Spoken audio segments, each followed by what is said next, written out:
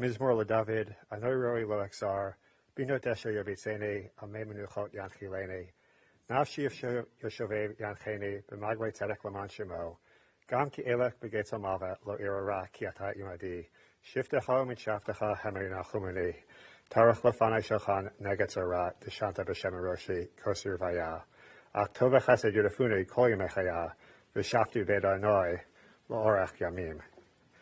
A song of David. The Lord is my shepherd, I shall not lack. God causes me to lie down in lush pastures. God leads me beside tranquil waters. God restores my soul and guides me in righteous paths, for God's name's sake. Though I walk through the valley of the shadow of death, I will fear no evil. For you are with me. Your scepter and staff, they comfort me.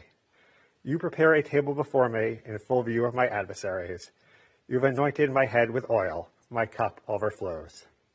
May only goodness and kindness pursue me all the days of my life, and I shall dwell in the house of the Lord for the length of days. Rabbi Davidovich will now recite Eshet Chayil.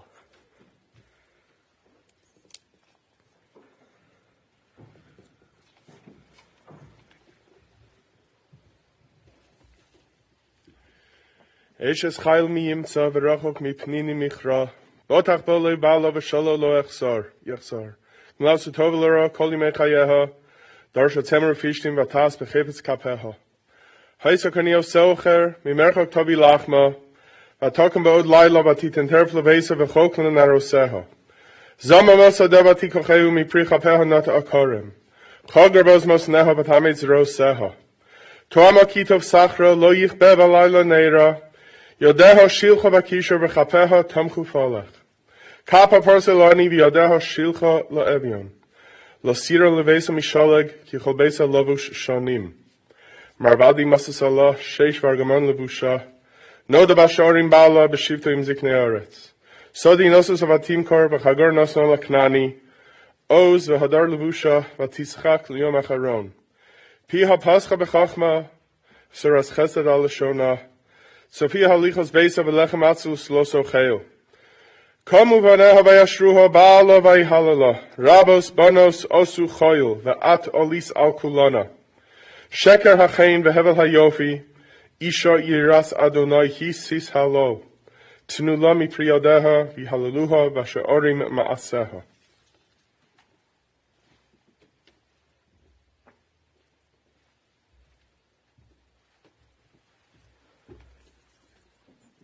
Jeff will now share some words about his mother.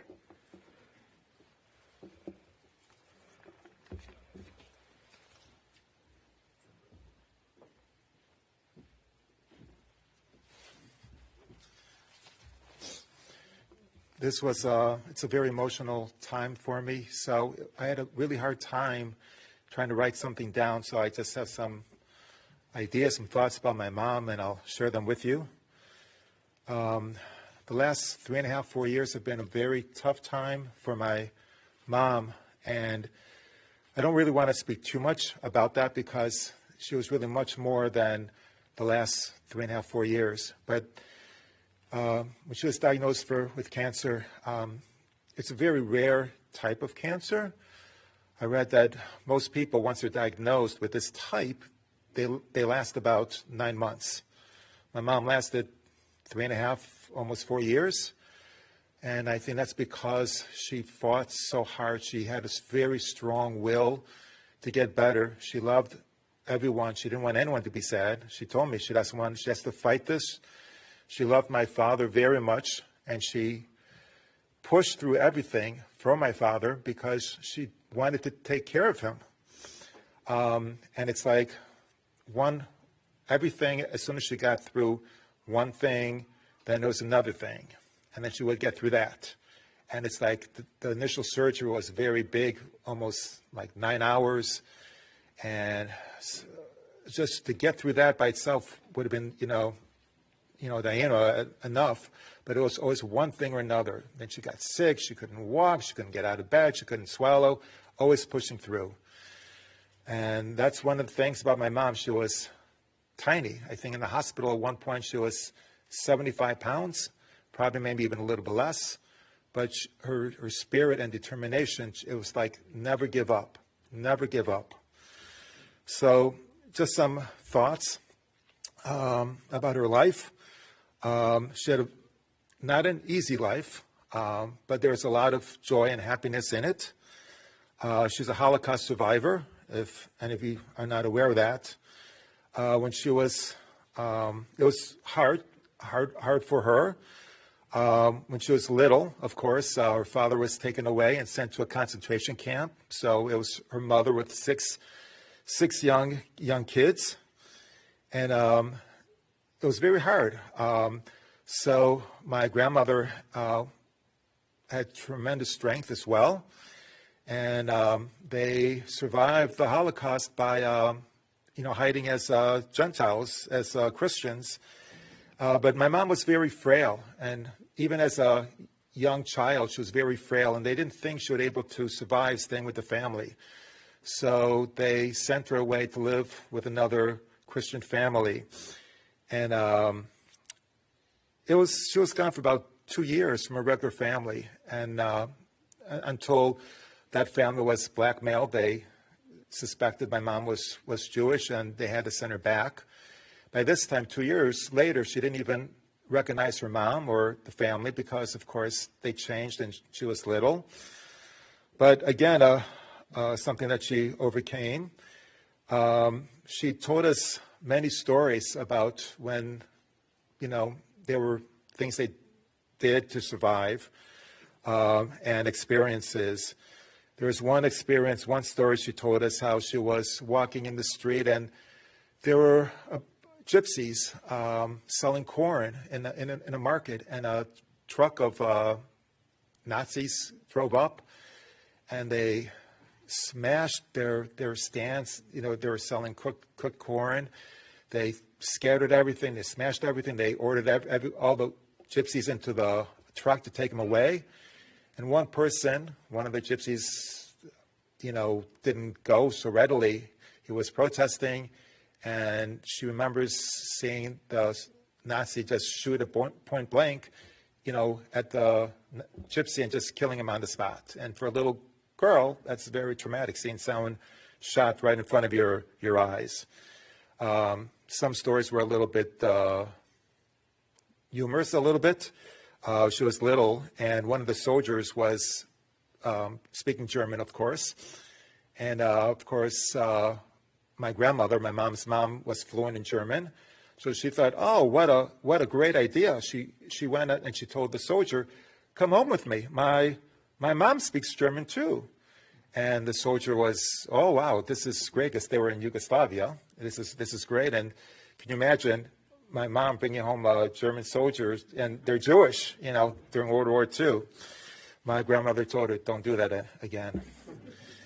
And a lot of adventures. One of the times they had, of course, fake identity papers. And the Germans were always checking, Nazis were always checking. And one time they drove up to a house where they were staying at. And they asked for the papers, and they looked at them. Of course, they were fake, and I think the officer kind of thought it was fake, and he told my grandmother, he said, we have to check these papers out, and if they're not good, we're going to come right back. So they just gathered the whole family, and they ran out, and they climbed up over the hills, staying away from the roads, and from the top of the mountains, they could see the Germans coming back to arrest them. It was a close call. When they came back here, when they came to Cleveland, of course, they didn't really speak English very well. My mom didn't have, the school. I think my mom must have been, I don't know exactly, but maybe 16 years old. And they wanted to put her in the 6th grade with other 6th graders. What 16-year-old wants to go to school with 6th graders? But she went, and she advanced, and she graduated, I think, pretty much on time. So she was smart. She may not have had all the education, but she was certainly very smart. Things I learned from my mom is to be honest, don't lie, to be caring and thoughtful, don't judge other people, to do the best you can, For me and my sister, grades didn't really matter. She was certainly very proud when we brought home good grades, but she always wanted us to do our best. And that was the main thing, just do the best you can. She was always willing and helping others. That's one thing she taught me. To work hard, take responsibility, to appreciate what others do. And the family has always been so helpful to my mom. Uncle Freddie, my mom loves you so much. She used to tell me very often stories about when you guys were little. And my mom felt very, very close to you. And whenever she needed something, you were always there. Used to come, fix TVs. We had questions with the computers. You always came, and my mom always appreciated and loved you very, very much. Uncle Alex, you also, unbelievable. Used to take us for rides, always helpful. Whenever my mom needed anything, you were there. And Leah, I don't know, you were taking my mom in, was just the greatest mitzvah, the greatest thing that you could have done. And although you always said, oh, it's nothing, it was extremely helpful when she was sick and needed a pump. And even before that, and always, you were always helpful and helping my mom out any way she needed. And my mom loved all of you very, very much. I know you knew that, you know that. But she always felt very, very close to all of you. Who she was. My mom was a little bit strict, but loving. She wanted to keep me and Sandy out of trouble, which I think she did. But she used to tell us certain stories, funny stories, tales of Babsi the babysitter, if we were not good, to stand in the corner, things with the kachlafel, little things that kept us out of trouble. She took great pride in being a wife and a mother. She was also very handy. My father was working all day. When things got broken, needed to be fixed, she fixed it. When she had to hire someone, she used to watch how they did it so she could do it herself. Pretty handy. And like I said, she always took great pride in being a mother and a housewife. The way she did the ironing, she ironed everything. And I mean everything. Pants, shirts, socks, underwear, everything. Most people would think why do you need to iron socks or something like that? But she did it because she was proud. She wanted to do the best job. And that's how she always took on everything, doing the best she could. And I'll tell you, the way she folded the laundry, it's like you just bought it in a store and, just took it out of the wrapping. She did everything. She was an accountant at General Tire. She paid the bills. She did everything. Cooking, I think if you had her cooking, everyone loved her cooking. She always made me steak and fries, French fries for my birthday. This is something very special we had in common. Some of her other specialties were stuffed cabbage, fried chicken, spinach soups, palichinkas, blintzes, even simple things. I know some people liked her mashed potatoes. My mother was a very quiet person. Very quiet. She kind of kept to herself. She cared so much about family, but she always welcomed lots of people into the home. Many times she would invite people for a meal, whether it's during the week or on Shabbos. And she always wanted to help whenever she could. Family was always number one. Family was the most important thing to her. She always put other people first. And I know, for example, when my sister was working and her husband was working and they had to be at work very early, and my sister had kids and they needed help getting ready for school, my mom would walk from her house to their house in the heat, in the summer, in the rain, in the snow and cold to help take care of them. And she enjoyed it. She wanted to help. For more than 65 years, My mom and my dad, they lived a life of common purpose together. The shalom bayis that existed between them was unbelievable. The whole time I was living at home, I never heard an argument. I never heard difference of opinions. I'm sure they did, probably, but never a single argument, never arguing. I can't remember a single time when my mom raised her voice to my father or my father raised his voice to my mom. Unbelievable shalom bayis. It was a relationship built on utmost respect and ongoing selflessness that was reflected in virtually every one of their interactions. When I think of my mom now, I realize that the true measure of a person is not how they behave when things are going well, but how they act when things are hard and has many challenges. And my mom, unbelievable the way she handled everything. When she got sick, I never heard her complain once, never heard her say, not even one time, why me? Why did this happen to me? What I think I will miss the most about my mom is her ability to make me feel better.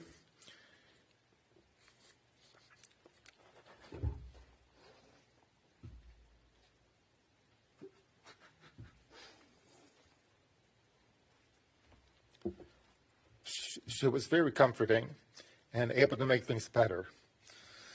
I love talking to her. May her memory be a source of strength and a blessing to everyone.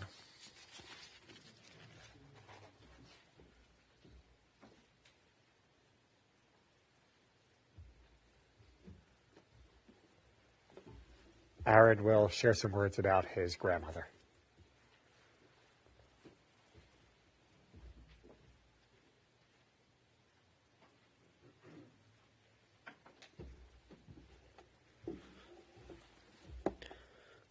I just wanted to say, or maybe three, or at least points that are ideas about my grandmother that I gained a lot from her, from seeing.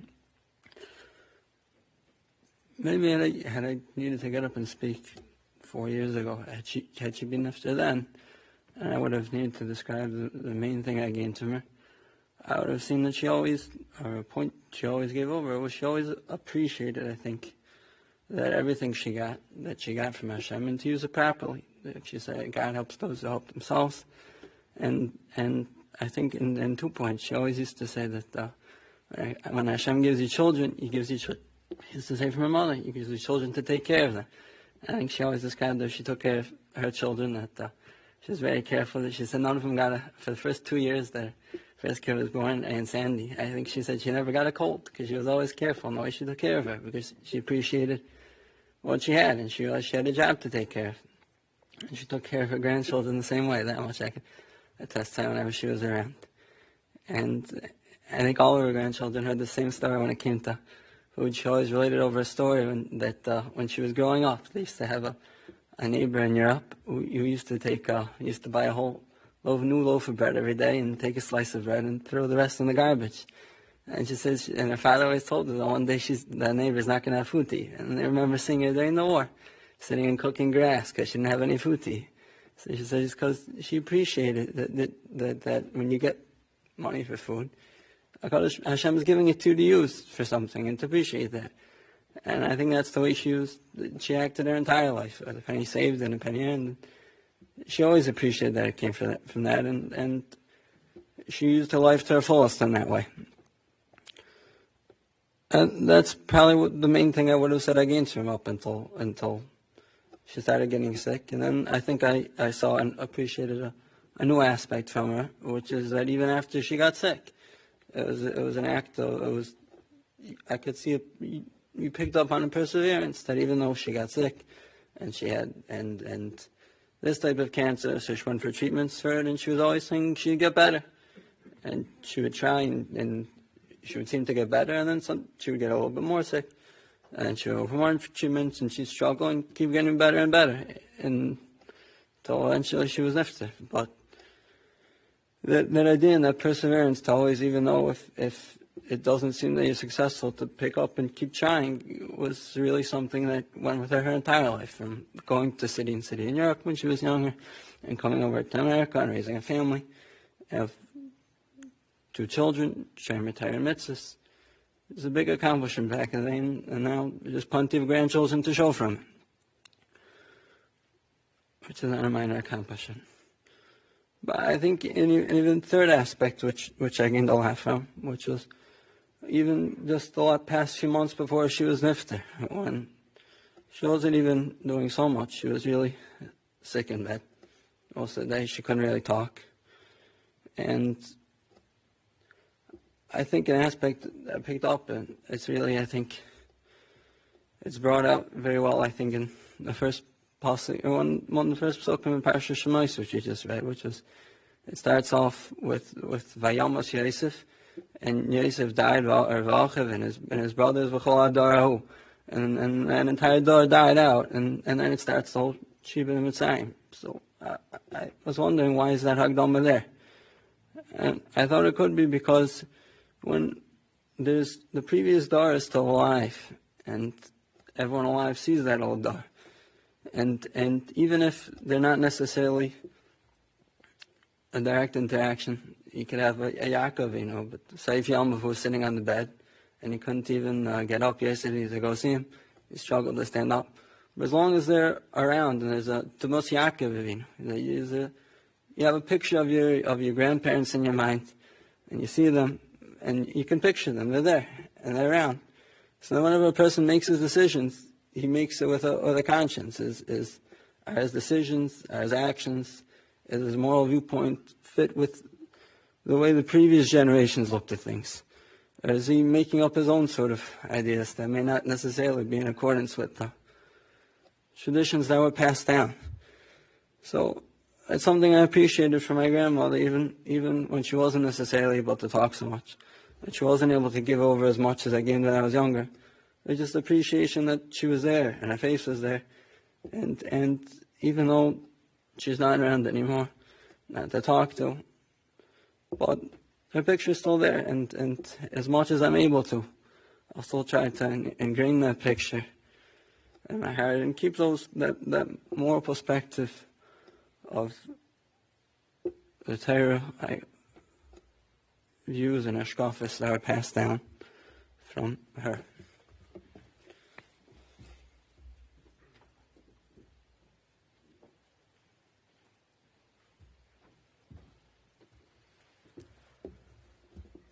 Sandy wrote some remarks which will be read by Felicia.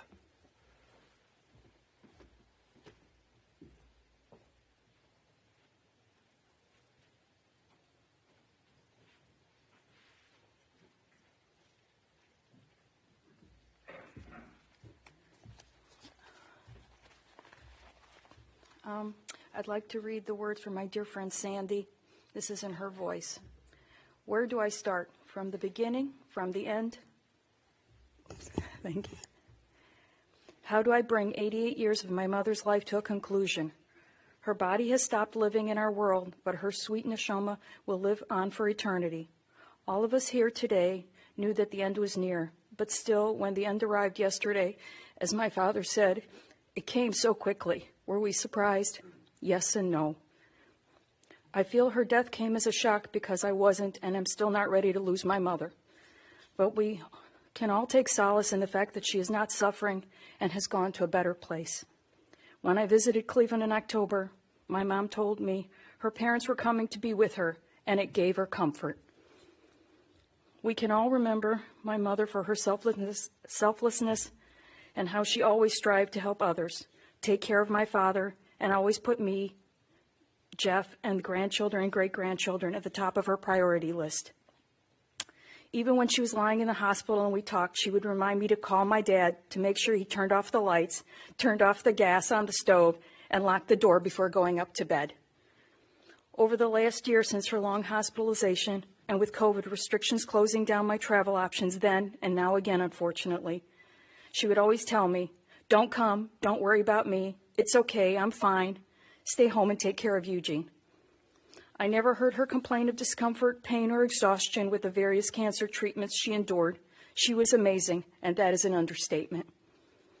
Together with her mother and siblings, she came to the United States to start a new life after losing her father during the Holocaust, and she lived that life to the fullest and made the most of each day.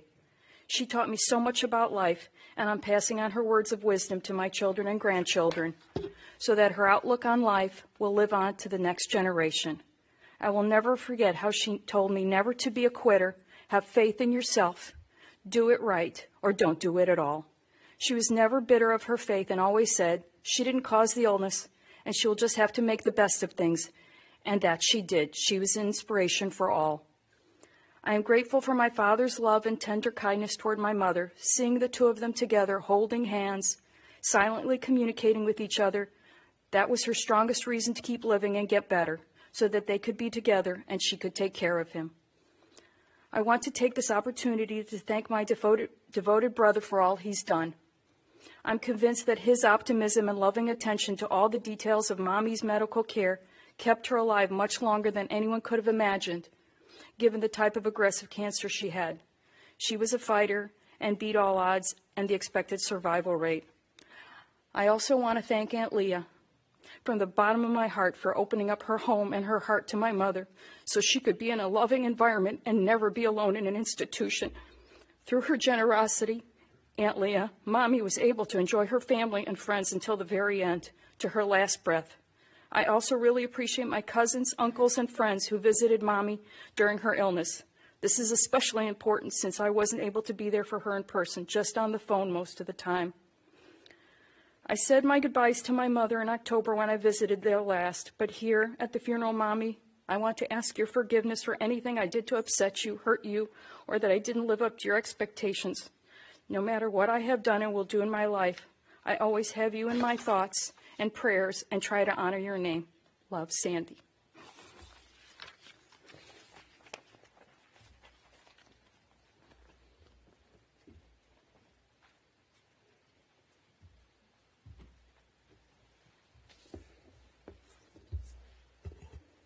Rosie wrote remarks which will be read by Diane.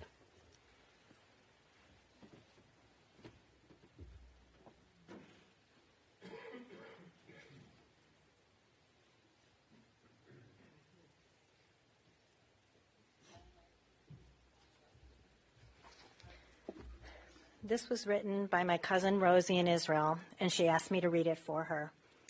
Grandma, they say that the righteous people pass away on Shabbos. I agree. For the past 4 years, you have fought heroically with a very violent cancer. You fought to be with the ones you loved for as long as you could. You fought and suffered so much, way beyond what anyone should have to endure, and because of that, I am at peace with saying goodbye for the last time. With that being said, it is still so hard to say goodbye to someone so close and so loved. Growing up, you were such an essential part of my life, and as the years went on, even though we were so far apart, you stayed so involved. Every time we spoke, you would ask what was going on in my life, and we would go into such detail about everything. You even knew everything about Amiad's family, what his parents did, all his siblings' names, how many children they had, where they lived, and what they did for a living. You also made sure to keep updated about my close friends. You stayed a part of my life, even from far away. You learned how to use the computer and the internet, opened a Facebook account, a Skype account, sent us emails, mailed us newspaper clippings that we could talk about, and found any way to be a part of our lives. There are so many things that you taught me and that I have learned just by watching you. The earliest memory that I have, not from pictures or stories, is of you teaching me math with flashcards, which wasn't an easy task. But like you always said, you were persistent. If at first you don't succeed, try and try again. You taught me never to give up. You taught me a few ways to achieve my goals. Early to bed and early to rise makes a man healthy, wealthy, and wise. A penny saved is a penny earned. Practice makes perfect. The early bird catches the worm. You taught me that the more you read, the more you know, and that there is always a lesson to learn. Patience. You were one of the most patient people that I know. I never saw you get mad or lose your cool, even when something didn't go as planned or we didn't listen to you. You never raised your voice. You would quietly and patiently explain what needed to be done. Your demeanor was always so calm, which made the people around you also very calm. Even though there is so much more that I have learned from you, there are two more things that I would like to share. First, the importance of family. I remember going to Menorah Park with you to visit Omama, talking to her and helping her eat. You were always so close to your siblings, and you always had a story to tell about when you were growing up. But most of all, the special bond and relationship that you had with Papa. I don't remember you ever doing anything apart. You always took care of him and he of you, and you never said anything bad about each other. The last lesson that I want to share is strength. I learned from you that you can be a tiny, skinny, and scrawny old lady and still be the strongest person I know. This past summer, despite many obstacles, we were so blessed to finally be able to come to Cleveland to visit with the whole family. You were so happy to see how the kids have grown and to spend some quality time with them. Like no time has passed, and like you weren't sick or in any pain, just like when I was a child, you sat with them, played games with them, told them stories, and listened to theirs. You had conversations with them and heard what was new in their lives.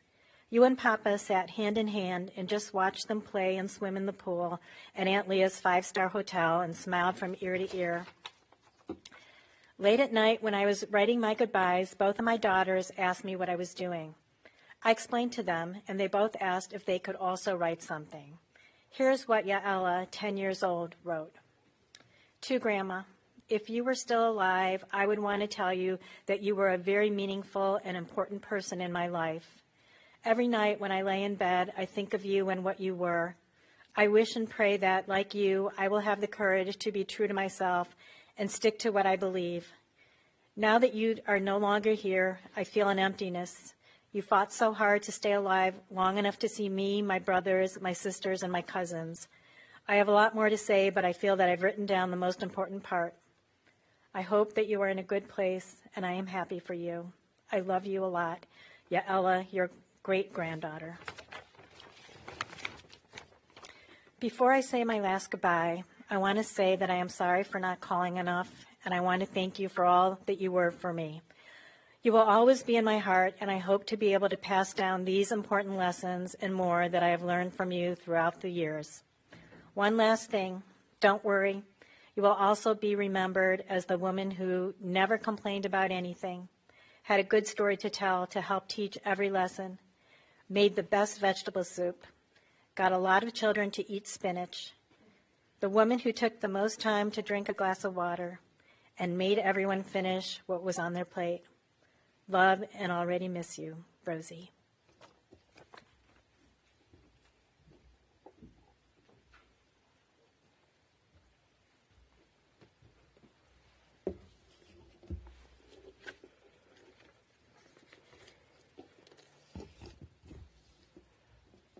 In many ways, it is fitting that we are mourning the loss and recalling the life of Josephine Muller just a day after reading Parshat Shemot.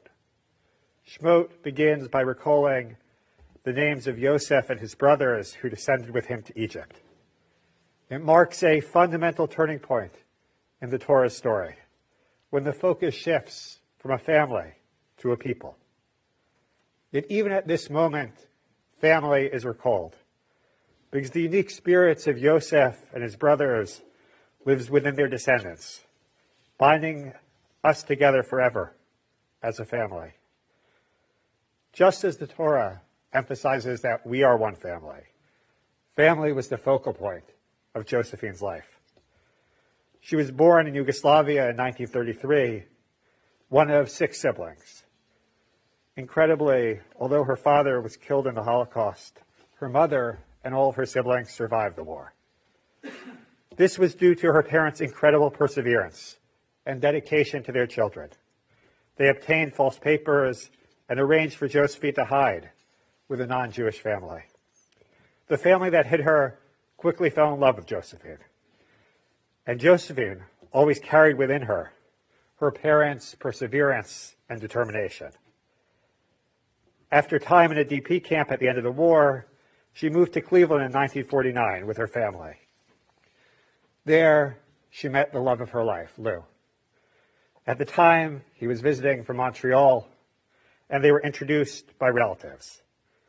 family, once again, was key. They married in 1956 and began a family of their own. Together, they had 2 children. Jeff, you told me that she was a warm and incredible mother.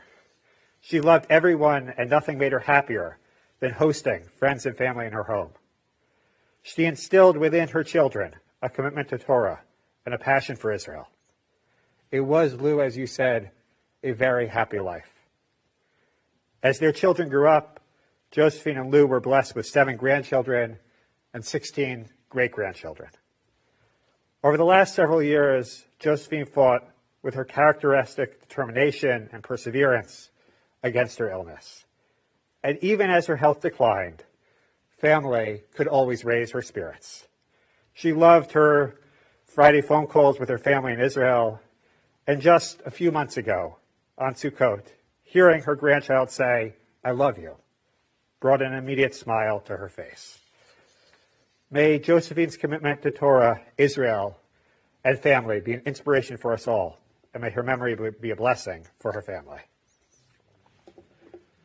Sruli Kazin will now recite Kilmale.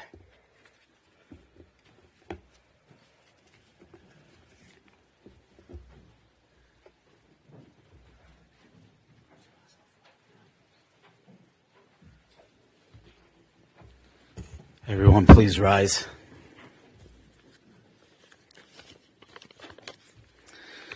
El Molei Rachamim, Sheichein B'Meraboimim, Hametzei Menucha Nechayna, Al Kanfei Hashchina, B'Mahalais, Kedaishim Utahirim, Kezayarakia, Masirim, Es Nishmas, Ruspas Avraham, Shehochal Yailama, Bavo Shebnei Mishpachta, Yitain Tzedakah Balaskaras Nishmasa, Began Eden, Tehei Menuchasa, Lachein Baal Rachamim Yastireha B'Seiser K'nafav L'Yaylamim V'Yitzror B'Tzor HaChaim Es Nishmasa Adonai Hu Nachalasa V'Sanua B'Shalom HaMishkava V'Naimar Amen.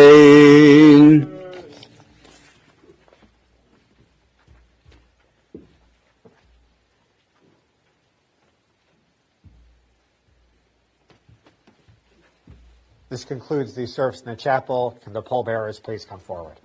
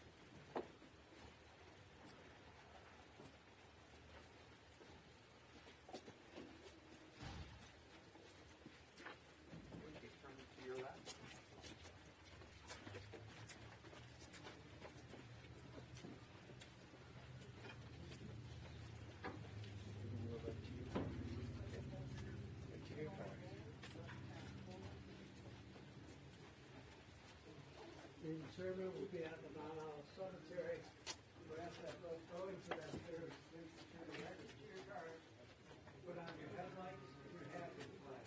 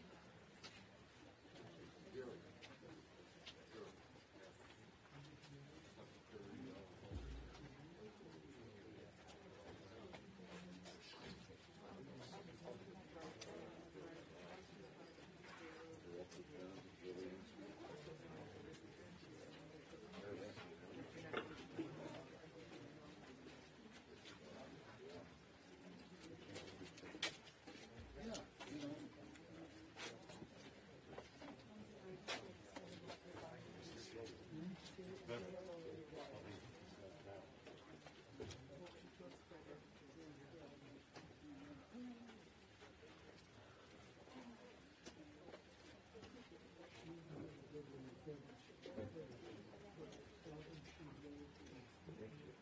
you.